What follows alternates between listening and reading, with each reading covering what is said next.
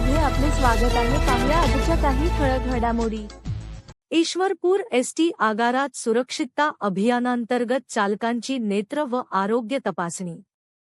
MS Marathi news network Sangli प्रतिनिधी हारून नालबंद दिनांक 8 ईश्वरपूर शहरात महाराष्ट्र राज्य परिवहन सांगली विभागाच्या वतीने 1 जानेवारी ते 31 जानेवारी 2026 या कालावधीत सुरक्षितता अभियान राबविण्यात येत आहे।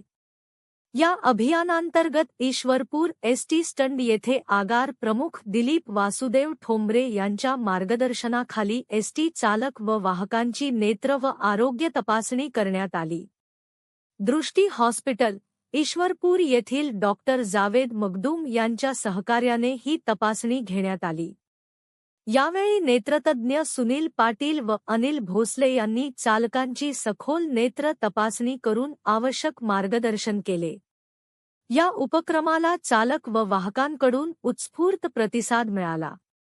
आगार प्रमुख दिलीप ठोंबरे यांनी सांगितले की एसटीची वाहतूक सेवा ही अत्यंत सुरक्षित असून चालक हा या व्यवस्थेचा केंद्रबिंदू आहे। अपघात टाळण्यासाठी चालकांच्या डोळ्यांची व शारीरिक तपासणी नियमितपणे केली जात आहे। सुरक्षितता अभियानाच्या माध्यमातून पुढील काळातही विविध जनजागृती व प्रशिक्षण कार्यक्रम राबविण्यात येणार आहेत। या अभियानाचे उद्घाटन 1 जानेवारी रोजी सहाय्यक प्रादेशिक परिवहन अधिकारी ARTO माने यांच्या उपस्थितीत झाले होते।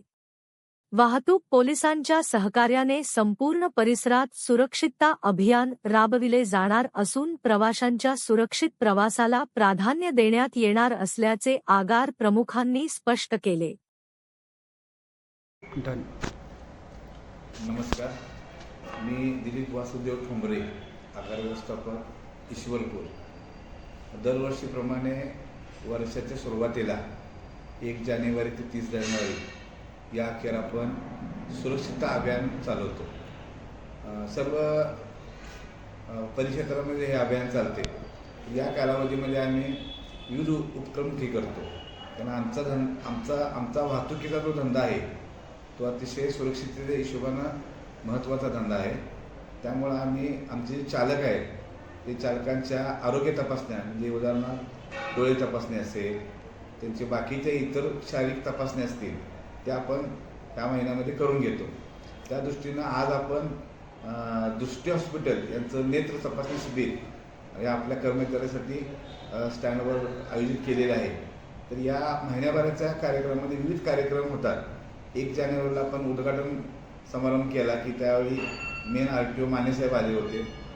तर यानंतर सुद्धा आपण बरेचसे कार्यक्रम घेणार आहोत की अजून पोलीस डिपार्टमेंटचे असतील की जेणेकरून अपघात होऊ नये ह्या दृष्टीने, कारण आमचा जो चालक असतो हा अतिशय महत्त्वाचा केंद्रबिंदू आहे।